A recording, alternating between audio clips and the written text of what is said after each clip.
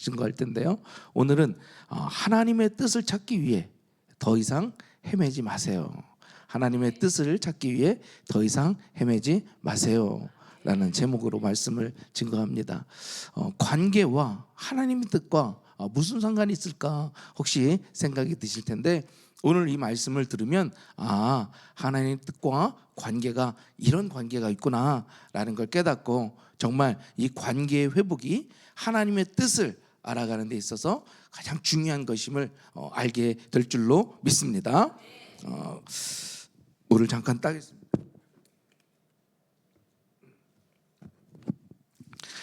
제가 목회자로서 성도님들과 상담을 하면서 가장 많이 듣는 질문이 바로 이런 겁니다. 목사님, 제가 기도를 좀 해주세요. 도대체 하나님의 뜻이 무엇인지 잘 모르겠어요. 하나님의 뜻을 알게 기도해 주세요. 우리는 선택의 연속인 것 같아요. 목사님, 제가 이 직장을 다니는 것이 하나님의 뜻입니까? 아니면 이직하는 것이 하나님의 뜻입니까? 하나님, 제가 이 사람과 결혼하는 것이 하나님의 뜻입니까? 하나님, 우리 아이를 이 학교에 보내는 것이 정말 맞을까요? 아니면 저 학교를 위해서 내가 기도해야 될까요? 하나님, 아파트를 사는 게 맞습니까? 아니면 기다리는 게 하나님의 뜻입니까? 하면서 우리는 수많은 하나님의 뜻을 구하고 있다는 거예요. 그런데 우리의 기도가 이 하나님의 뜻이라고 하는 질문 앞에서 자주 막히곤 하더라는 거죠. 어떤 게 하나님의 뜻인지 잘 모르기 때문에 무언가 확실하게 우리에게 말해주시면 좋겠는데 참 모호할 때도 많고, 어쩔 땐 이게 정말 하나님의 뜻인지 아닌지 헷갈려 하면서 결정하는 경우도 많이 있다는 거예요. 우리는 하나님의 뜻을 어떤 신비로운 점쟁이의 예언처럼 생각할 때가 참 많이 있습니다. 하나님을 인생의 거대한 내비게이션으로 생각하는 거예요. 하나님, 500m 앞에서 좌회전해야 돼요? 아니면 우회전해야 돼요? 하나님 좀 말씀해 주세요. 좀 현기증 납니다. 빨리 좀 얘기해 주세요. 그래서 우리는 하나님의 뜻을 어떤 하나의 점처럼 생각한다라는 거예요. 무슨 말이냐? 내가 가야 할 직장은 오직 한 군데, 저 A라고 하는 점. 내가 결혼해야 될 사람은 오직 B라고 하나의 점. 내가 살아야 할 집은 C라고 하는 하나의 점. 그 하나의 점처럼 하나님의 뜻을 생각한다라는 거예요. 그런데 이 점 신학이 무서운 건 뭐냐? 두려움을 우리에게 준다라는 거예요. 만약 내가 그 점을 놓치면 어떡할까? 지금 내가 결혼한 이 사람이 혹시 하나님의 뜻이 아니면 어떡할까? 내가 온 직장이 하나님의 뜻이 아닌 그저 내 실수였다라면 야, 이거 내 인생 다 끝난 거 아닌가? 라는 두려움을 갖게 만든다라는 거예요. 이런 생각은요, 복음이 우리를 자유롭게 하는 것이 아니라 우리를 율법과 두려움으로 얽매이는 족쇄가 된다라는 거죠.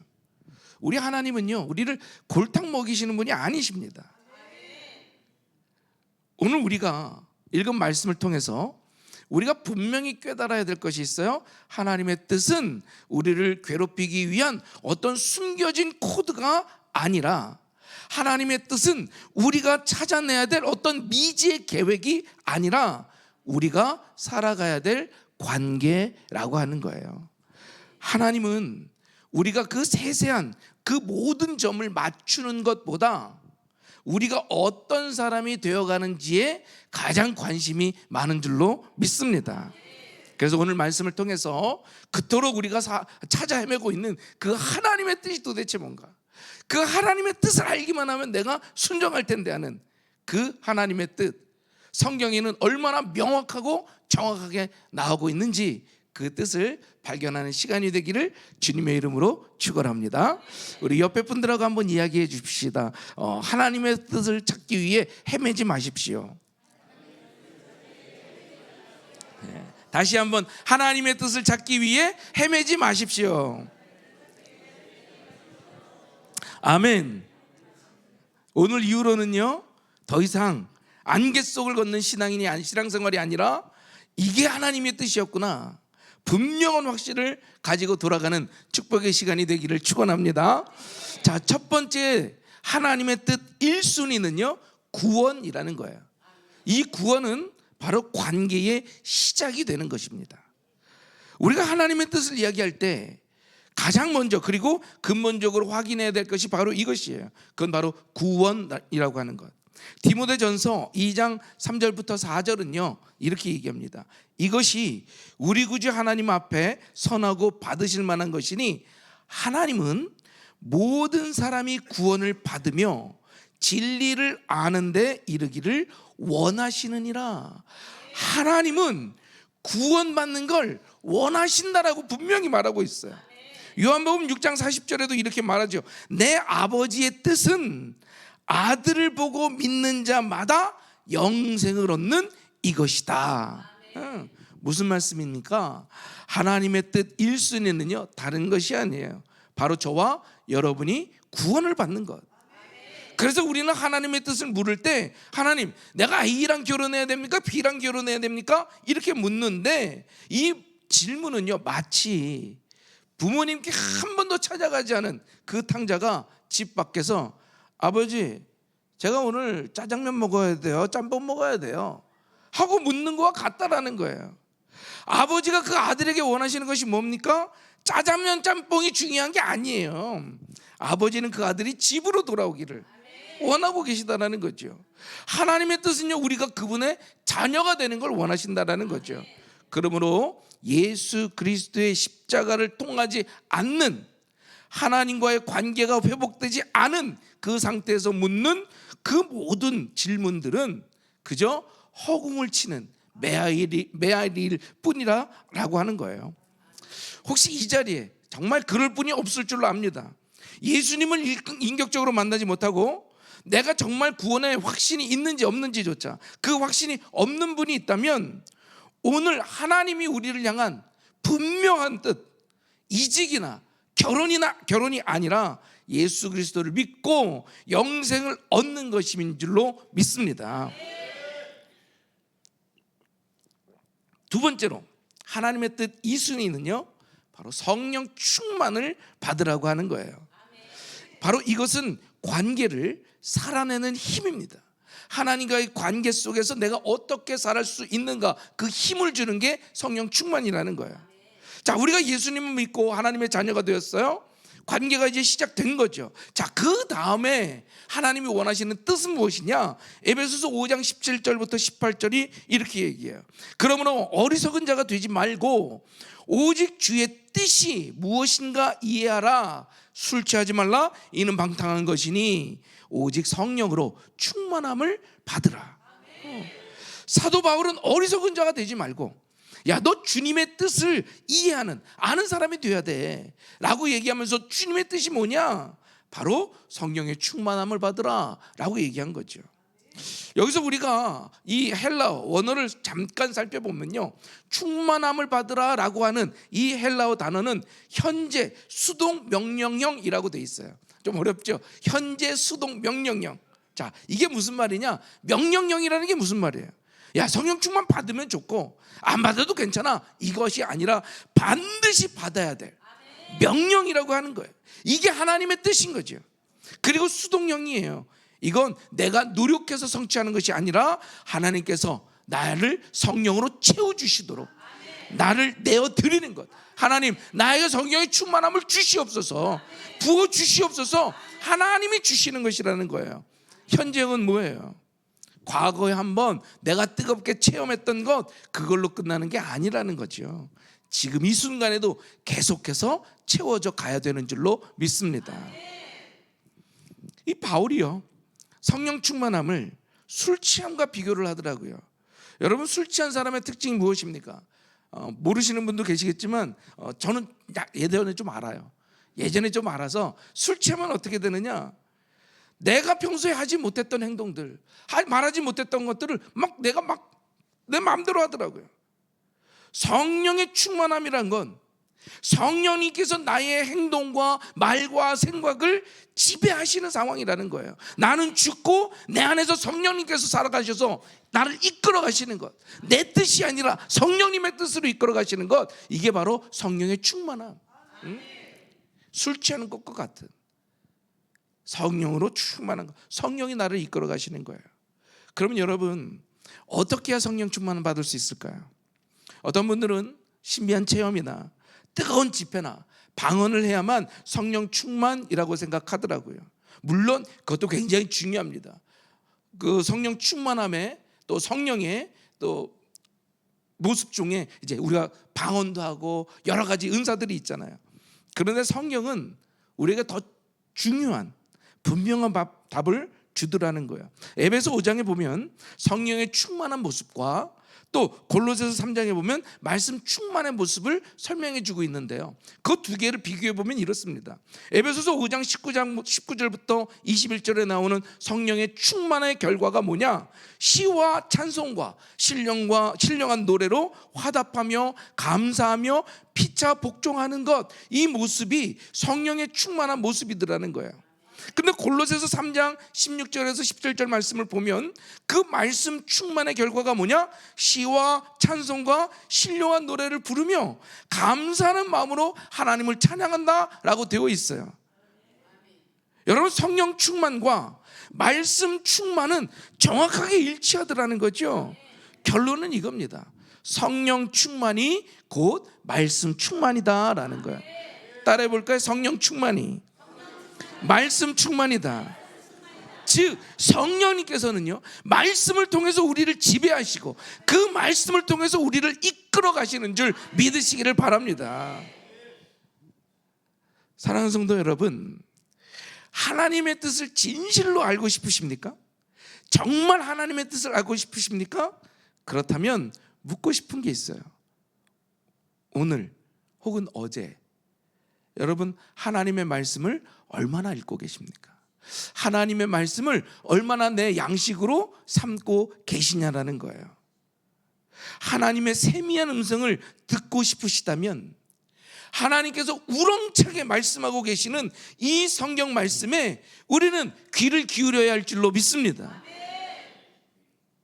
성경에 뭐라고 되어 있습니까? 복 있는 사람은 주님의 말씀을 주야로 묵상한다 그랬어요. 여러분, 묵상이라는 것은요, 단순히 그냥 내가 읊조리는 그것이 아니에요. 이 묵상을 하가라고 얘기하는데요, 이게 기가 막힌 표현입니다. 이 하가라고 하는 표현은 어떤 표현이냐? 맹수가 자기 먹이를 잡았어요. 그 사자가 사냥을 해가지고 아주 맛있는 고기를 하나 잡았습니다. 그런데 그 넓은 초원에 얼마나 승냥이 떼 같은 것들이 많아요. 독수리도 또 하이에나도 아니면 다른 짐승도 그 음식 뺏어 먹으려고 눈독을 들이고 있을 때 이 사자는 그 음식 먹이를 움켜쥐고 으르렁댄다는 거야. 와, 오지 말라고. 너 덤비지 마 이러면서 꽉 움켜쥔 채. 그게 바로 하가라는 거예요. 하나님의 말씀을 내가 움켜줬으면 사단 마귀가 뺏어가지 못하도록 으르렁대는 거, 내가 그것을 지키는 거, 꼭 잡고 있는 거, 이게 바로 주야로 묵상하는 거예요. 단순히 눈으로 읽고 끝나는 것이 아니라 내가 이 말씀 뺏기지 않을 거야, 사단에게 뺏기지 않을 거야, 그 말씀을 내가 붙들고 살아가려고 하는 것, 이게 바로 성령 충만, 말씀 충만인 줄로 믿습니다. 우리는 말씀은 멀리한 채 내 감정, 내 느낌, 어떤 신비한 어떤 사인 같은 것, 여기를 찾아 헤매더라는 거예요. 그러나 하나님의 뜻은요, 우리가 매일 하나님의 말씀으로 채워져서 그 말씀이신 성령님이 우리를 온전히 지배하도록 내어드리는 것, 이게 바로 성령 충만인 줄로 믿습니다. 저는 우리 샘서는 교회 성도님들이 이 성령 충만으로 살아가기를 간절히 소망합니다. 세 번째로 하나님의 뜻 3순위는요, 바로 우리의 거룩이라고 하는 거예요. 거룩. 이 거룩이라고 하는 건 관계의 방향성입니다. 방향성. 우리가 구원을 받았고 하나님의 말씀으로 충만해졌어요. 그러면 우리는 이 힘으로 무엇을 해야 되느냐라고 하는 거죠. 구원받고 성령 충만 받아서 뭐 할 거예요? 어디로 나가야 돼요? 성경은 그 방향성을 명확하게 말해주고 있죠. 데살로니가전서 오늘 본 말씀 4장 3절이에요. 하나님의 뜻은 이것이니 너희의 거룩함이라 곧 음란함을 버리라라고 얘기해요. 너무 분명해서 이건 오해할 소지도 없는 거예요. 하나님의 뜻은 저와 여러분의 거룩함인 줄로 믿습니다. 거룩이라는 것이 무엇입니까? 세상의 죄악된 방식으로부터 분리가 되어서 하나님께 속한 자로서 구별되는 것, 세상과 구별되는 것, 이게 거룩이라는 거예요. 누군가 나를 봤을 때 너 예수 믿는 사람이구나 라고 단번에 아는 것이 아닌, 너 예수 믿는 거 맞아? 너 정말 예수 믿는 사람이야? 라고 긴가민가 하는 것이 아닌, 확실하게 나는 예수 믿는 사람이다라고 하는 그 모습을 보여줄 수 있는 거. 어떤 분들은 교회를 다니고 십수년을 다녔으면서도 식당에 가서 사람들하고 밥을 먹을 때 기도도 제대로 못 하시는 분들이 있어요. 그냥 이마를 쓱 닦으면서 왜 기도를 해? 내가 교회 다닌다라는 게 창피한 거야. 사람들한테 나 예수 믿어요 라고 당당하게 얘기 못하는 사람들이 요즘 많이 있다라는 거예요. 여러분, 요즘 초등학교에 가보면요, 교회 다닌다고 애들이 그러면 거기서 바보 취급을 당한다는 거예요.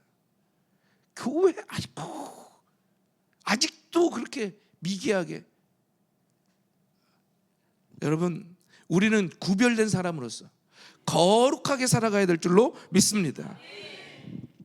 그런데 왜 사도 바울이 거룩을 말하면서 콕 집어 음란을 얘기했을까라는 거예요. 당시 데살로니가와 고린도라고 하는 도시는요, 성적으로 굉장히 문란했던 도시예요. 신전에서 행해지는 모든 행위가 다 매춘이었습니다. 그래서 바울은 야, 너네들 그렇게 살면 안 돼, 너네들 그거 버려야 돼 라고 얘기하죠. 이건 2000년 전 데살로니가 교인에게만 해당하는 것이 아닙니다. 오늘 우리가 사는 이 시대에 얼마나 이 음란한 것들이 많이 있고 자극적인지 몰라요. 스마트폰 하나면요, 정말 온갖 종류의 음란함을 다 접근할 수 있더라고요. 혼전순결, 그건 뭐 고리타분한 얘기가 되었어요. 간음은요, 그냥 드라마의 단골 소재죠. 저기 어떤 동네는요, 결혼한 그 사람들이, 유부남들이 남자친구 여자친구 갖는 것이 그냥 뭐 일상이라는 거예요. 일상. 남자친구 여자친구 없는 그 애인이죠. 애인이 없는 사람이 오히려 멍청하다라는 거예요. 회사에선 회사, 뭐 어디를 가든. 어떤 청년이 한 목사님께 이런 질문을 했다는 거예요. 목사님, 제가 지금 사귀고 있는 이 자매랑 결혼하는 것이 맞는지 아닌지, 하나님의 뜻인지 아닌지 잘 모르겠어요 라고 기도해 달라는 거예요. 그래서 목사님이 이렇게 물었다는 거예요. 혹시 두 분 교제는 잘하고 있는지, 거룩의 문제는 없는지 물어봤다는 거예요. 그러자 이 청년이 좀 머뭇거리면서 실은 저희가 이미 선을 넘어서 동거를 하고 있다는 거예요. 그래서 서로 사랑하고 결혼할 거니 뭐 괜찮지 않겠느냐. 그런데 이 결혼을 해야 되는지 말아야 되는지 이게 궁금하다는 거예요. 이게 하나님의 뜻이 아닌지 궁금하다는 거예요. 그쵸? 표정이 이렇게 돼야 되는 거예요. 이게 무슨 소리야 도대체? 에? 이게 말이 됩니까? 이미 하나님의 뜻이 아닌 명백하게 말씀하신 음란한 동거, 성생활, 혼전 성생활, 이걸 저지르고 있으면서 결혼이라고 하는 하나님의 뜻을 물어? 이건요, 마치 몰래 바람을 피고 있는 남편이 하나님, 내가 이 3전 주식을 사는 게 맞습니까? 하이닉스 주식을 사는 게 맞습니까? 라고 묻는 것과 같다라는 거죠. 얼마나 모순적입니까? 우리는요, 직장, 결혼, 이런 거창한 하나님의 뜻을 묻기 전부터 지금 내 삶의 거룩함을 점검해야 할 줄로 믿습니다. 오늘 이 새벽에 나온 여러분들에게 묻고 싶습니까? 여러분은 성적인 거룩함을 지키고 계십니까? 내가 지금 인터넷으로, 스마트폰으로, 내 눈으로 무엇을 보고 있는지, 하나님이 싫어하고 계시는 그 음란한 것에 내가 접속하고 있는 건 아닌지, 언어의 거룩함을 지키고 있습니까? 내가 지금 직장에서, 가정에서 어떤 말을 하고 있는지, 남을 비방하고 음란패설을 하고 있는 건 아닌지, 재정의 거룩함은 지키고 계십니까? 내가 돈 버는 방식, 돈을 쓰는 방식, 이것이 거룩하냐라는 거예요. 11조와 헌물을 속이지 않고 남에게 빚을 지고 혹은 갚지 않는 것들, 여러분 이거 다 거룩함을 버리는 거예요. 하나님은요, 우리가 어떤 일을 하는 것보다 거룩한 사람이 되는 걸 원하고 계시는 줄로 믿습니다. 우리가 거룩의 문제에서도 순종하지 않으면서 다른 세부적인 뜻을 알려달라고 하는 건 순서가 틀려도 한참 틀린 거. 바라기는 하나님의 뜻인 거룩을 이루는 저와 여러분이 되었으면 좋겠습니다.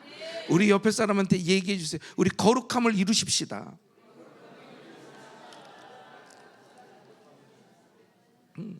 자, 이제 점점점 하나님의 뜻이 더 구체적으로 드러나고 있습니다.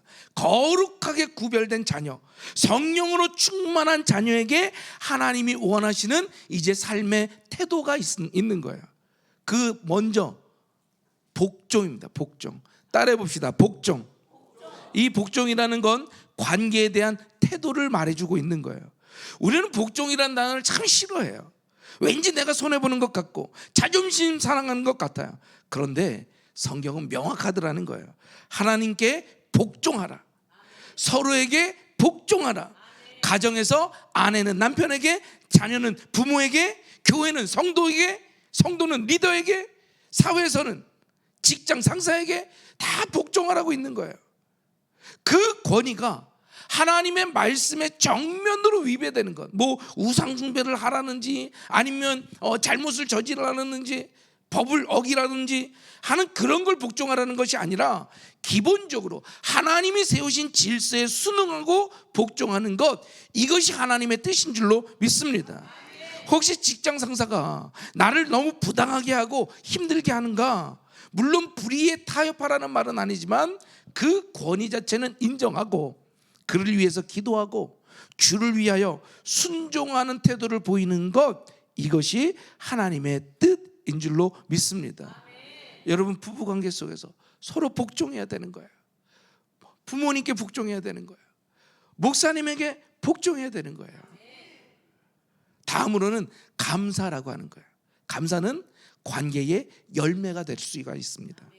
데살로니가전서 5장 18절이죠. 범사에 감사하라. 이것이 그리스도 예수 안에서 너희를 향하신 하나님의 뜻이니라. 여러분, 이보다 명확한 하나님의 뜻이 어디 있습니까? 우리의 삶이 어떻든, 기쁜 일이든 슬픈 일이든 성공했든 실패했든 모든 일에 감사하라는 것이 하나님의 뜻인 거예요. 여기서 중요한 것은 모든 일을 감사하라는 게 아니라 모든 일 안에서 감사하라는 거예요. 다시 말씀드립니다. 모든 일을 감사하라는 게 아니라 모든 일 안에서 감사하라는 거예요. 여러분, 암에 걸린 것, 이거 감사할 수 없을 수 있어요.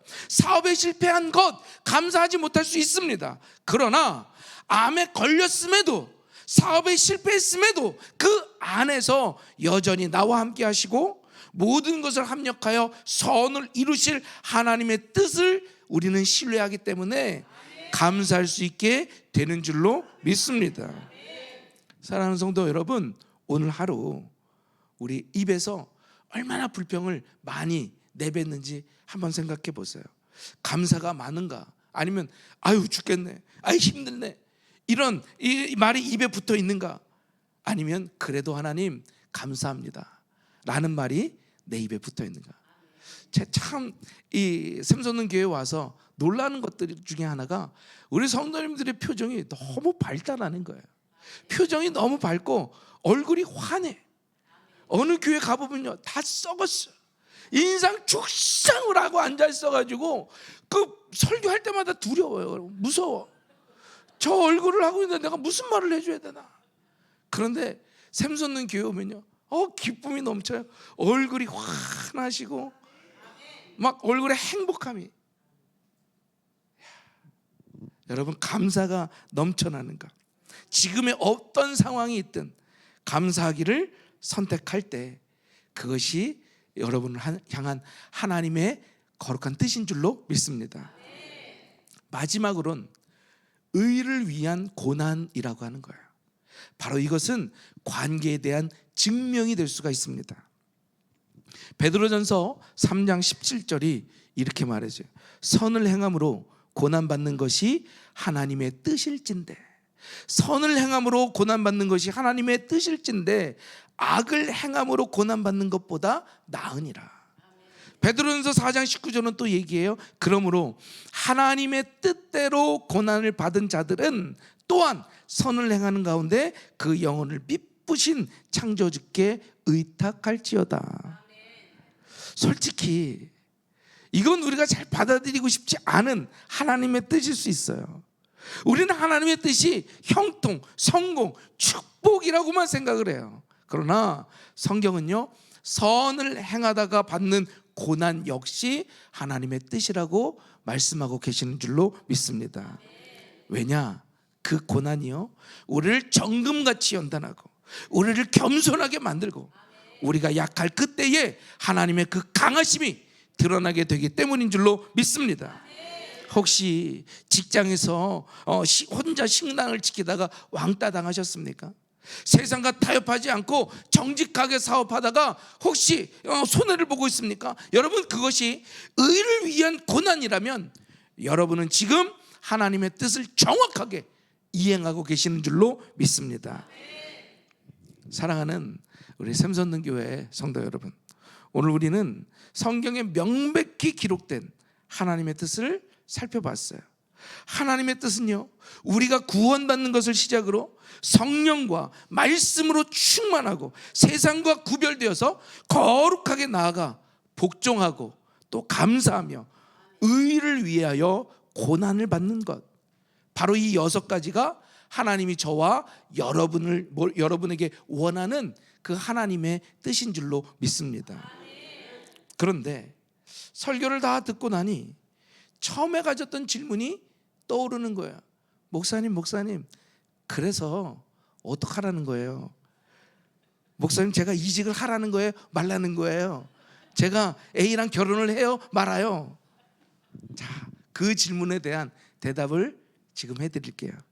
만약 여러분이 정말 예수님을 믿고 구원받았고 매일 말씀으로 성령 충만하기를 힘쓰고 있으며 내 삶의 모든 영역에서 거룩하기 위해 몸부림치고 있고 하나님과 사람 앞에서 겸손하려고 복종하려고 애쓰고 어떤 상황에서도 감사를 내가 잃지 않고 때때로 의를 위하여 고난받는 것조차 두려워하지 않는 그런 삶을 살고 있다면 여러분이 원하는 것 하십시오. 아니, 목사님, 그게 무슨 말이에요? 여러분이 원하는 것 하세요. A랑 결혼하고 싶으면 결혼하세요. B 직장으로 이직하고 싶으면 이직하세요. 왜 그런지 아십니까? 여러분이 이 하나님의 6가지의 분명한 뜻을 가지고 살아가고 있다면 여러분 마음에 있는 소원은 더 이상 내 마음대로의 소원이 아니기 때문에 그래요. 그 이기적인 욕망이 아니기 때문에 그런 거예요. 시편 37편 4절에 뭐라고 얘기하느냐? 또 여호와를 기뻐하라, 그가 내 마음의 소원을 내게 주시리로다. 내 마음의 소원을 이루어 주신다라고 얘기하고 있어요. 이 의미는 이겁니다.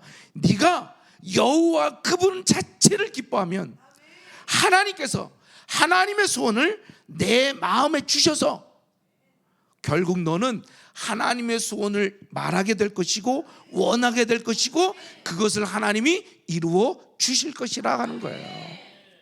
여러분이 정말 주님을 기뻐하고 6가지 뜻에 순종하며 살면 우리의 원함이 바뀌더라는 거예요. 하나님이 원하시는 것을 나도 원하게 되고 하나님이 기뻐하시는 그 사람을 나도 사랑하게 되는 거예요. 하나님이 가기 원하시는 그곳에 나도 또 가기를 원하는 거예요. 그때는요, A냐 B냐가 중요한 게 아니에요. 내가 A를 선택하든 B를 선택하든 바로 그곳에서 거룩하게 겸손하게 감사하며 하나님의 말씀 충만하게 살아갈 것이기 때문이라는 거죠. 그러면 바로 그것이 하나님의 뜻이 이루어지는 현장이 되는 줄로 믿습니다. 사랑하는 우리 샘서는 교회 성도 여러분, 하나님의 뜻을 찾아 더 이상 헤매지 마십시오. 안개 속에 있는 저 멀리 있는 점을 찾으려 애쓰지 말고, 하나님의 뜻은 미래의 선택이 있는 것이 아니라 오늘의 순종에 있는 줄로 믿습니다. 지금 당장 순종할 수 있는, 아니 이미 알려주신 이 6가지 분명한 뜻을 우리의 삶에 적용하여 하나님께 드리면 되는 거예요. 그러면 주님이 기뻐하시는 거죠. 주님이 우리의 마음을 아시고 우리의 발걸음을 인도해 주실 줄로 믿습니다. 왜냐하면 하나님의 뜻은 찾아야 할 계획이 아니라 살아내야 될 관계이기 때문인 거예요. 바라기는 그 살아있는 관계 속에서 참된 자유와 기쁨을 누리며 두려워하지 않나. 이게 하나님의 뜻인가? 저게 하나님의 뜻인가? 내가 혹시 하나님의 뜻을 놓쳤으면 어떡하지? 그 두려움에 사는 것이 아니라 여기서도 하나님의 뜻이 이루어지고, 여기서도 하나님의 뜻이 이루어지고, 저기서도 하나님의 뜻이 이루어지는, 정말 가는 곳곳마다 하나님의 뜻이 이루어지는, 아니 하나님의 뜻을 이루어드리는 우리 샘솟는 교회 성도님들이 되시기를 예수 그리스도의 이름으로 축원합니다. 우리 함께 찬양하고 기도했으면 좋겠습니다.